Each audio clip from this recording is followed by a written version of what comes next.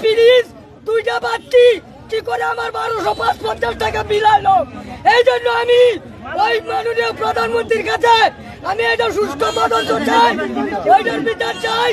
আমরা ব্যবহার করেছি, আমার বিল আছে 719 টাকা, এখানে দিয়েছে ডিমান্ড চার্জ 42 টাকা, আবার মিটার ভাড়া 10 টাকা, বিকল্প মোট বিল হয়েছে 771 টাকা, আবার 39 টাকা ব্যাট বসাইছে।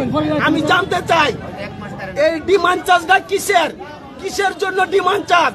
আমাদের কাছ থেকে লক্ষ লক্ষ টাকা গ্রাহকদের কাছ থেকে হাতিয়ে নিচ্ছে। অথচ আপনারা দেখেন আজকে মোবাইল কোম্পানি টাওয়ার দিচ্ছে, সেখানে জায়গা ভাড়া নিচ্ছে। এই বিদ্যুৎ কোম্পানি আমার বাড়িতে কুড়ি দিয়েছে, আমার জায়গার ভাড়া দেয় নাই।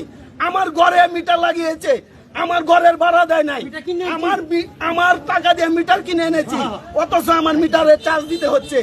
অথচ দেখেন আমার ঘরের উপর দিয়ে মিটার কারেন্টের বিদ্যুতের লাইন টানছে, আমি ঘর করতে পারতেছি না, বাড়ির উপর দিয়ে লাইন টানছে, আমি জায়গার ভাড়া পাই না। খুঁটি বসাইছে, জায়গার ভাড়া পাই না।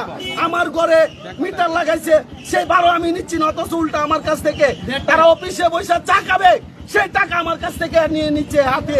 এই গ্রাহকের কাছে কোটি কোটি টাকা মিটারের ভাড়া সহ অনিয়ম দুর্নীতির অভাব নাই।